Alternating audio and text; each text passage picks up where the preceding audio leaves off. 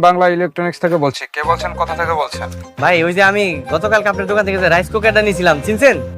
দেখুন স্যার, আমাদের এখানে তো প্রতিদিনই বিভিন্ন ধরনের কাস্টমার আসে।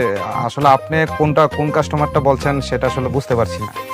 আরে আপনার দোকানে ঢুইকা যে আমি 600 টাকার জিনিস কিনতে গেলাম, পরে যে 6,500 টাকা দিয়ে রাইস কুকারটা নিলাম, ক্যালকুলেটর দিয়ে যে হিসাব করছিলাম, চিনছেন?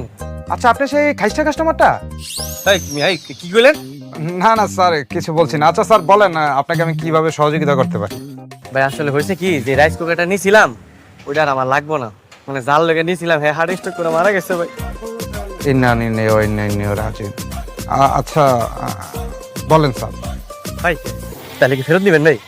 দেখুন স্যার, আমাদের এখানে তো একবার কোনো প্রোডাক্ট ক্রয় করার পরে সেটা ফেরত নেওয়ার কোনো সিস্টেম নাই। তারপরে যেহেতু আপনি বলেছেন, আপনি আসেন প্রোডাক্টটা নিয়ে, আমি আমার মালিকের সাথে কথা বলে দেখি কিছু একটা করতে পারি কিনা।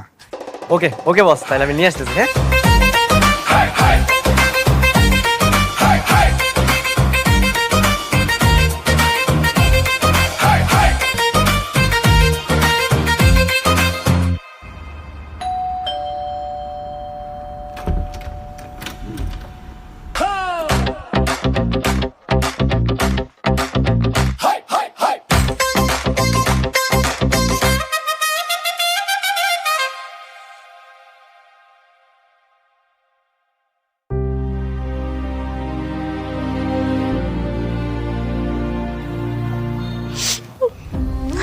থাক, তুমি কান্না করো না, বুঝছো?